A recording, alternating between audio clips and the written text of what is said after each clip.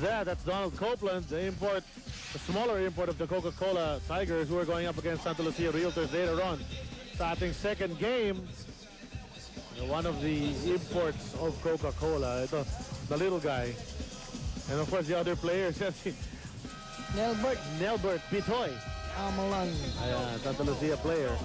One of the main men. And Santa Lucia is a team that really is struggling as of late. Pareho sila ng Coca-Cola. Ang diferensya lang, nasa taas yung Coke, nasa baba yung Santa Lucia. Pero pareho sila ng losing streak eh.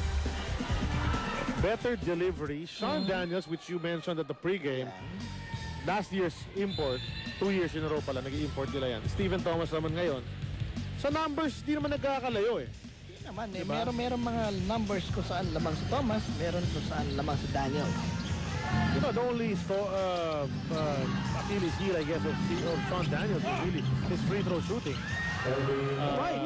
Sa end game, maraming games na, you know, they could have won, but they lost, not just because of him, but partially because of his poor free throw shooting. And that has been cured with Stephen Thomas, who has been hitting his free throws on a more consistent basis. But Don Daniels was such a great import para sa Air 21. It was the first import na, actually, if you look at all the imports, no, siya lang nakapagbigay sa Air 21 ang highest finish. Yun yung third place finish nila. Yung kanilang kaisa-isang trophy. Ralimi waltzing around in the shaded area. Hindi ba sumabit sa braso si Thomas? Oy. No call and so nagmintis. Pero 8 seconds remaining, bola pa rin naman nila.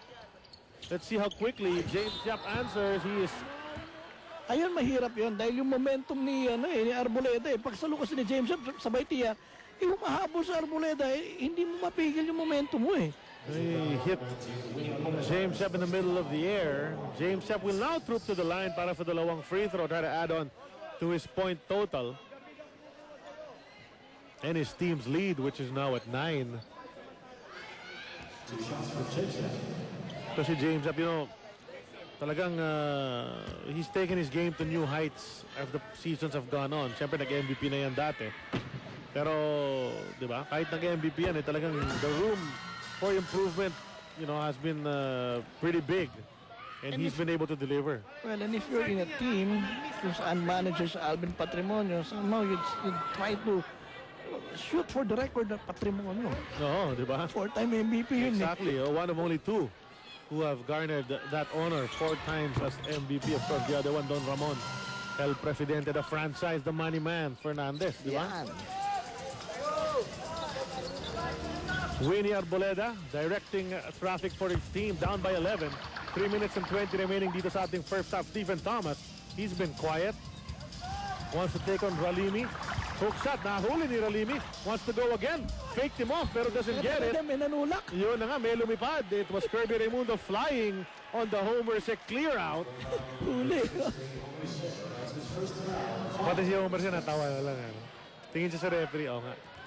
Huli. They go the other way. Bruford is doing just enough to keep that spread.